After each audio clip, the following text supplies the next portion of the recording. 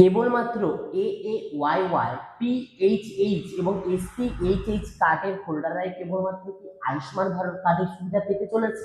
এমনটা যদি তুমি ভেবে থাকো একদমই ভুল ভাবছো।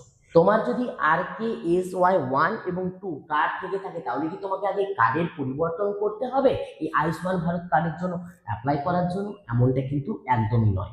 তোমার কিন্তু কার্ডের কোনো পরিবর্তন বা পরিবার বিভাজন কোনো কিছু করার প্রয়োজন পড়বে না। তোমরা প্রত্যেকে জানো পরিবারের কেবল আর কেবলমাত্র একটাই কিন্তু কার্ড অ্যাভেলেবেল থাকে।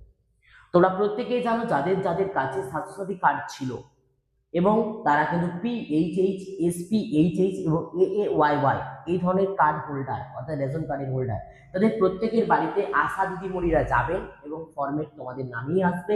সেই ফরম্যাট দেবেন, তোমরা সাইন করবে, ডকুমেন্টস তোমরা জমা দেবে, তোমাদের কার্ড কিন্তু তোমাদের নামে ইস্যু হবে।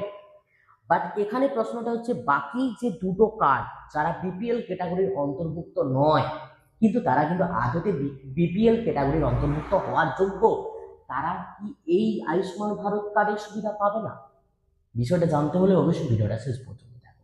চ্যানেলে প্রথমবার হয়ে থাকলে এরকম ভিডিও নোটিফিকেশন সবার আগে পাওয়ার জন্য চ্যানেলটিকে সাবস্ক্রাইব করে নাও, আর ফেসবুক পেজ থেকে ভিডিওটা দেখলে ফেসবুক পেজটিকে ফলো করতে ভুলো না। তো চলো শুরু করা যাক আজকের ভিডিও।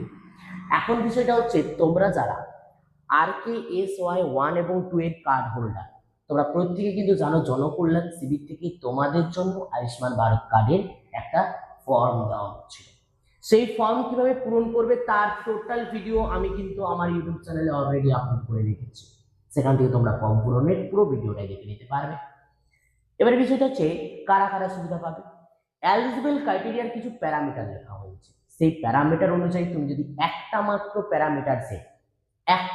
প্যারামিটারসে যদি এলিজিবল হয়ে থাকো বা একের বেশি প্যারামিটারসে যদি তুমি এলিজিবল হয়ে থাকো, অর্থাৎ যতগুলো তোমাদের জন্য নির্দেশিকা দেওয়া হয়েছে সেই নির্দেশিকার মধ্যে তুমি একটি, দুটি বা তিনটি, একের বেশি বা ন্যূনতম একটি যদি নির্দেশিকাকে পরিপূর্ণ করতে পারো তাহলেই তুমি কিন্তু এই আয়ুষ্মান ভারত কার্ডের সুবিধা পেতে চলেছ। এর সাথে সাথে আমাদের মাননীয় মুখ্যমন্ত্রী এও ঘোষণা করেছে যে যে সমস্ত ব্যক্তিজনের কাছে AAY, SPHH এবং PHH কার্ড রয়েছে কিন্তু তারা আসলে কিন্তু এই সমস্ত কার্ডের যোগ্য নয়, তাদের কাছ থেকে তাদের যে কার্ড সেই কার্ড কিন্তু পরিবর্তন করানো হবে। যদি তারা নিজেরা করে খুব ভালো, যদি না করে সরকারের তরফ থেকে কিন্তু সেটা করা হবে। কারণ এই নথি অর্থাৎ এই আয়ুষ্মান ভারতের ফর্ম জমা দিতে গিয়ে দেখা গেছে যে যারা কিন্তু যোগ্য নয় তাদের বাড়িতে পৌঁছে যাচ্ছে কার্ডের ফর্ম, কিন্তু যারা যোগ্য তাদের বাড়িতে কিন্তু এই কার্ডের ফর্ম পৌঁছাচ্ছে না। এই নিয়ে অনেক অবজেকশন হয়েছে, তো সেই নিয়ে কিন্তু এই কার্ড সারেন্ডারের যে ব্যাপারটা সেটা কিন্তু খুব জলদি হতে চলেছে আমাদের রাজ্যে। তো এই নিয়ে দুশ্চিন্তা করার কোনো প্রয়োজন নেই, খুব জলদি কিন্তু তোমরা যারা এলিজিবল, অরিজিনাল এলিজিবল এই আয়ুষ্মান ভারত কার্ডের জন্য প্রত্যেকেই কিন্তু এই কার্ডের সুবিধা পেতে চলেছ। অর্থাৎ 5 লাখ টাকা করে যে পরিবার পিছু যে স্বাস্থ্যের জন্য যে টাকাটা সেই টাকাটা কিন্তু তোমরা পেতে চলেছো এই সুবিধা।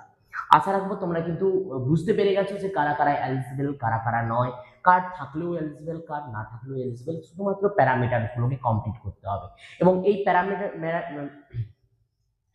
এই প্যারামিটারসগুলোর মধ্যে যদি কোনো একটা বিপিএল হোল্ডার মানুষও যদি এলিজিবল না হয় অর্থাৎ নির্দেশিকাগুলো যদি মেনে না চলে তাহলে কিন্তু তার ওই কার্ডটা কিন্তু বাতিল হতে চলেছে এবং আয়ুষ্মান কার্ড ভারত যে প্রকল্প সেখান থেকেও তার নাম কিন্তু উইথড্রল হতে চলেছে। আশা রাখবো তোমরা কিন্তু বুঝতে পেরে গেছো। যদি ভিডিওটা ভালো লাগে লাইক করো, বন্ধুদের মধ্যে শেয়ার করো, আর যদি চ্যানেল প্রথমবারে দেখো অবশ্যই চ্যানেলটিকে সাবস্ক্রাইব করে পাশে বেল আইকনে ক্লিক করো, আর যদি ফেসবুক পেজ থেকে ভিডিওটা দেখে থাকো অবশ্যই ফলো বাটনে ক্লিক করতে ভুলো না। তো চলো বাইরে কাছে নেক্সট ভিডিওতে প্রত্যেকে ভালো থাকবে, প্রত্যেকে সুস্থ থাকবে।